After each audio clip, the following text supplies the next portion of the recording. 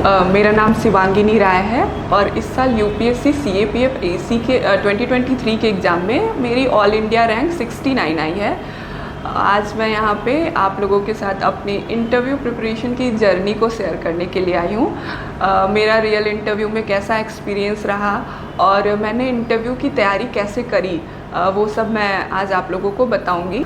मैंने इंटरव्यू की तैयारी में सबसे पहले तो अपने डैफ को उठाया था और डैफ के एक एक पॉइंट्स को A4 शीट में नोट डाउन किया था और उस पर क्या क्वेश्चंस बन सकते हैं वो सारे सोच के लिखे और उस पर फिर आंसर फ्रेमिंग करने का कोशिश किया।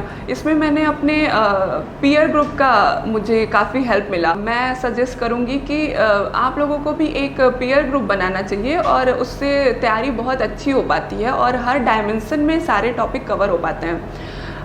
अगर मैं बताऊं तो मैंने अपने डैफ के एक एक टॉपिक्स जैसे कि मेरा होम डिस्ट्रिक्ट, मेरा स्टेट, मैंने किन किन डिस्ट्रिक्ट्स में मैं रही, जिन स्कूल्स में पढ़ाई करी, कॉलेज में जिसमें पढ़ाई किया और कॉलेज का अगर कोई नाम हो, जैसे कि मेरा जो यूनिवर्सिटी था वो एपीजे टेक्निकल यूनिवर्सिटी था, तो एपीजे अब्दुल कलाम के बारे में बहुत अच्छे से प्रिपेयर किया।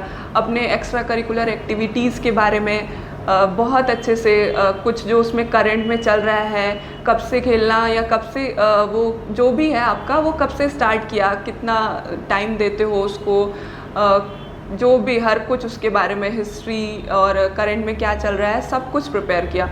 और मुझे लगता है कि मैंने हर एक टॉपिक को कम से कम 10-12 पेजेस दिए, बहुत अच्छा नोट्स बना के और उसको बार बार रिवाइज किया, तो उससे मुझे काफ़ी हेल्प मिली। और उसके बाद मैंने 1-to-1 फ्रेंड्स के साथ मॉक किया, फिर कोचिंग में भी मॉक दिया। मिरर प्रैक्टिस से बहुत ज़्यादा हेल्प मिली मुझे।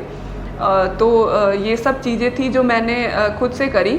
और फिर एक सवाल आता है कि हमें गाइडेंस लेनी चाहिए कि नहीं इंटरव्यू के लिए, तो मुझे लगता है कि ये इंडिविजुअल टू इंडिविजुअल डिपेंड करता है। मैं अपना 100% देना चाहती थी और मैं चाहती थी कि मेरे तरफ से कोई भी कमी ना रह जाए और मैं बाद में रिग्रेट ना फील करूँ, तो इसलिए मैंने सब कुछ किया और मैंने सर से गाइडेंस लिया। कैरियर क्वेस्ट में कभी सर से गाइडेंस लिया और वो मुझे बहुत ही बेनिफिशियल प्रूफ हुआ, क्योंकि यहाँ पे जब मैं क्लासेस करी तो मुझे बहुत सी चीज़ें पता चली कि किन एरियाज़ पे कितना फोकस करना है, किस टॉपिक के कितने डेप्थ में जाना है, कैसे एक बैलेंस जजमेंट कैसे बनाना है किसी भी टॉपिक को लेके।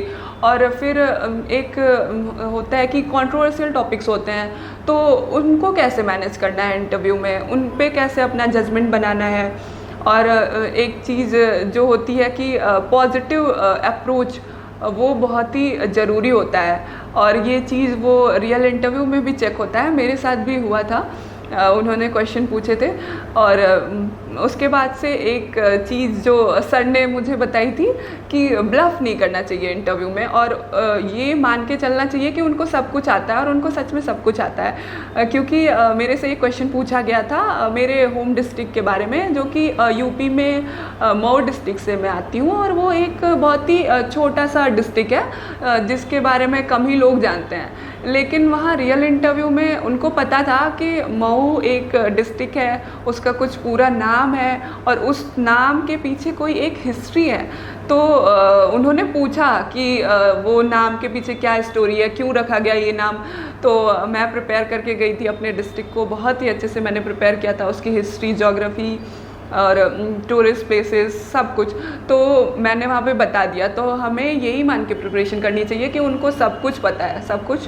तो हर एक एरिया को बहुत अच्छे से प्रिपेयर करना चाहिए और वहाँ पे ब्लफ करने की बिल्कुल कोशिश नहीं करनी चाहिए। जो नहीं आता वहाँ पे सीधे मना कर सकते हैं, उससे ज़्यादा इफ़ेक्ट नहीं पड़ता है।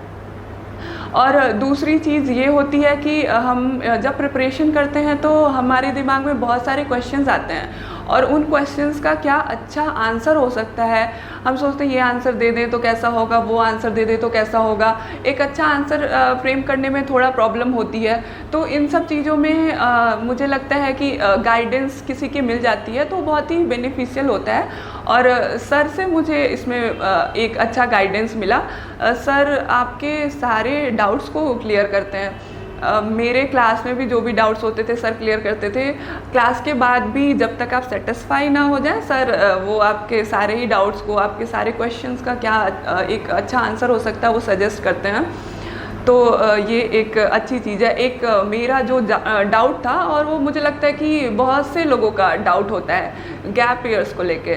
मेरा ग्रेजुएशन जो है वो 2020 में हुआ था और मेरा इंटरव्यू है जून 2024 में हुआ था। तो लगभग 3.5 ईयर्स का गैप था। तो मुझे ऐसा लगता था कि मेरा गैप है तो मुझे इसका नेगेटिव इम्पैक्ट पड़ेगा मेरे इंटरव्यू पे। तो सर से मैंने इस बारे में बात किया तो सर ने बताया कि जो गैप होता है उसका मार्क्स के पे कोई भी इम्पैक्ट नहीं पड़ता है। वो चेक करते हैं कि कैंडिडेट सीरियस है कि नहीं, उसने इस गैप में कुछ सिंसियरली काम किया तो है ना। और उनको भी ये पता है कि कंपटीशन बहुत ज़्यादा है, जो सीट्स हैं वो बहुत कम हैं, एस्पिरेंट्स बहुत ज़्यादा हैं, तो गैप हो जाता है। और हमें उसके लिए बुरा फील करने की बिल्कुल ज़रूरत नहीं है। अगर कोई पूछे रियल इंटरव्यू में तो बुरा नहीं फील करना। और रियल इंटरव्यू में मेरे से उन्होंने पूछा भी कि आपने 2022 में ग्रेजुएशन किया, उसके बाद क्या किया, जॉब क्यों नहीं किया। तो मैंने बहुत ही आराम से बताया कि मैंने प्रिपरेशन किया और मुझे पब्लिक सर्विस में आना था, मेरा इंटरेस्ट था, इसलिए मैंने जॉब नहीं किया। तो उन्होंने फिर कोई क्रॉस क्वेश्चन नहीं किया, बहुत ही आसानी से एक्सेप्ट कर लिया। मतलब मुझे ऐसा लगता था कि ये बोलूँगी तो वो ग्रिल करेंगे या कुछ नेगेटिव इम्पैक्ट पड़ेगा, ऐसा कुछ नहीं हुआ था। तो ये एक जो चीज़ है वो सर ने क्लियर करी थी मेरी। और फिर बॉडी लैंग्वेज का भी एक हम खुद से नहीं जज कर पाते हैं कि हमारे बॉडी लैंग्वेज में क्या प्रॉब्लम है। तो सर वो नोटिस करते हैं और पॉइंट आउट भी करते हैं। जैसे मेरे केस में ये था कि मैं क्लास में बहुत ही फोकस्ड होके सुनती हूँ, तो इसलिए मैं सुनते वक्त भौवें अपने चढ़ा लेती हूँ। तो सर ने ये पॉइंट आउट किया, फिर इस पे मैंने काम भी किया, तो ये मुझे बेनिफिशियल हुआ उस पर। और क्लास में सर ये भी बताते हैं कि हमें एक पॉजिटिव अप्रोच रखना चाहिए अपने आंसर्स में, और ये मैंने रियल इंटरव्यू में भी रखने का कोशिश किया और उससे मुझे हेल्प मिली। और मेरा इंटरव्यू, रियल इंटरव्यू भी बहुत ही पॉजिटिव नोट पे ख़त्म हुआ था, बहुत ही हंसते हुए ख़त्म हुआ था। तो मुझे लगता है कि इन सब चीज़ों से मेरे मार्क्स पे भी इम्पैक्ट पड़ा पॉजिटिव। बहुत ही प्यार से बात करते हैं वो लोग, बहुत मतलब ऐसा लगता नहीं है कि कुछ क्वेश्चन पूछ रहे हैं, लगता है सिर्फ बातचीत किया और भेज दिया। तो मेरा एक्सपीरियंस तो बहुत ही अच्छा था। और मेरा इंटरव्यू जो था, मेरा मोस्टली डैब बेस्ड इंटरव्यू हुआ था।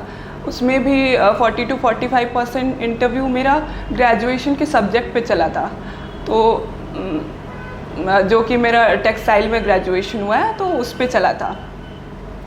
और उसमें भी अगर मैं एक कोई क्वेश्चन मुझे जो अभी याद आ रहा है वो ये था कि टेक्नोलॉजी को अगर टेक्सटाइल से जोड़ दिया जाए तो कैसा रहेगा। तो इसके लिए मैंने इसका आंसर जो था वो मैंने उसको डिफेंस से लिंक करके देने का कोशिश किया कि कैसे अगर टेक्नोलॉजी, नैनो टेक्नोलॉजी को टेक्सटाइल से जोड़ा जाए तो कैसे उससे डिफेंस में कैजुअलिटीज़ रिड्यूस हो सकती हैं। तो ऐसे मैंने लिंक किया। और इंटरव्यू में एक ये भी बहुत डाउट होता है लोगों का, स्पेशली लड़कियों का, कि क्या पहनना चाहिए, साड़ी पहनना चाहिए या सूट ब्लेज़र ये सब पहनना चाहिए। तो मैंने तो साड़ी ही पहना था और इससे ज़्यादा कोई फ़र्क नहीं पड़ता है। आप जिसमें भी कंफर्टेबल हैं, साड़ी में कंफर्टेबल हैं साड़ी पहन सकते हैं, सूट में जो भी आप पहन सकते हैं, उससे ज़्यादा कोई फ़र्क नहीं पड़ता। स्टूडेंट्स प्रिपेयर कर रहे हैं CAPF AC एग्ज़ाम के लिए, उनके लिए मैं कुछ टिप्स देना चाहूँगी। रिटन एग्ज़ाम में हमें मिनिमम रिसोर्सेज पे ही फोकस करना चाहिए। स्पेशली मुझे लगता है कि NCERTs बहुत ही सफिशिएंट हैं साइंस के लिए, ज्योग्राफी के लिए, हिस्ट्री के लिए। NCERTs इनफ हैं। उनका ही मैंने बार बार रिवीजन किया था, लाइन टू लाइन पढ़ा था मैंने उसको। और मैंने रेफरेंस बुक पॉलिटी में लक्ष्मीकांत और स्पेक्ट्रम यूज़ करी थी। तो मुझे क्या लगता है कि जो पेपर 1 और पेपर 2 है उसमें PYQs को अच्छे से एनालाइज करना और बहुत सारा मॉक्स देना, बहुत सारा प्रैक्टिस करना वो बेनिफिशियल होता है। और पेपर 2 में स्पेशली जो ऐसे वाला पार्ट होता है उसमें एक एक टॉपिक पे मैंने एक एक A4 शीट पे नोट्स बनाए थे, तो उससे मुझे हेल्प मिली।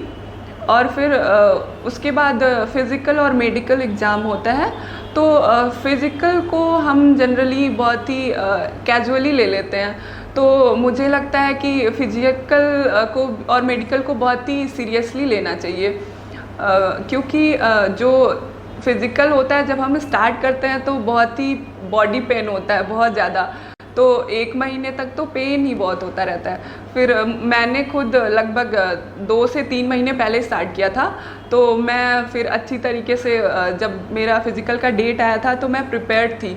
तो फिज़िकल को भी बच्चों को सीरियसली लेना चाहिए, क्योंकि 50% कैंडिडेट्स फिज़िकल में ही आउट हो जाते हैं, तो ये एक गेम चेंजिंग है। इसका मार्क्स इंक्लूड नहीं होता है, पर बहुत ही इम्पॉर्टेंट स्टेप है। अभी आपने शिवांगिनी का एक अच्छा वीडियो देखा है, और शिवांगिनी ने जो टिप्स दिए, जो आपको बातें बताई इंटरव्यू के बारे में, मुझे लगता है कि आपको बहुत ही यूज़फुल रहेंगे। एज ए टीचर मैं आपके साथ 2 बातें शेयर करना चाहता हूँ कि जब भी किसी कैंडिडेट को अच्छा स्कोर आता है इंटरव्यू में, चाहे वो शिवांगिनी है या लास्ट ईयर की ज़ेबा है या संतोष है, इन्हें सभी को 80% से ज़्यादा मार्क्स इंटरव्यू में मिले। तो उनके बारे में एक बात मैं आपको शेयर करना चाहता हूँ कि इनका क्लास में अप्रोच कैसा था। संतोष का जो बैच था वो ऑनलाइन बैच था, और ज़ेबा और शिवांगिनी का बैच ऑफलाइन था। दोनों को या तीनों कैंडिडेट्स के लिए जो इंटरव्यू के मार्क्स है 80% है। अगर मैं कॉमन बात शेयर करूं इन तीनों में, तो तीनों का अप्रोच पॉजिटिव है, और क्लास में इनका जो ध्यान होता है, उनका कंसंट्रेशन होता है, वो बहुत ही अच्छा होता है। इन्हें जो चीज़ बताई जाती है या बताई गई क्लास में, या क्लास के बाद जब उनका पर्सनलाइज फीडबैक हुआ, उसमें जो बातें बताई गई उसके ऊपर उन्होंने बहुत अच्छा काम किया। तो मुझे लगता है कि this all are good students, they are dedicated and they are motivated to achieve something in their examination in their life. तो मुझे लगता है कि जो आप तैयारी कर रहे हैं, आप सभी के सामने इंटरव्यू है, आपके सामने एक अच्छा करियर है। अगर आप इसमें अच्छा करना चाहते हैं तो निश्चित तौर पर ये कॉन्सेंट्रेशन, इंटरेस्ट, डेडिकेशन और जो बातें करनी है, मतलब क्या प्रायोरिटी है आपकी, जो आपको बताया जा रहा है, कुछ सजेशंस दिए जा रहे हैं, उसके ऊपर काम करना मुझे लगता है कि इम्पॉर्टेंट है। और जो सेकेंडरी चीज़ें होती हैं जिसके बारे में बहुत बार बातें की जाती है कि नसीब, बोर्ड कौन सा होगा, किस तरीके से इंटरव्यू होगा, मुझे लगता है कि उसके ऊपर हमें ध्यान नहीं देना चाहिए। And you should focus on your goal and get the better result.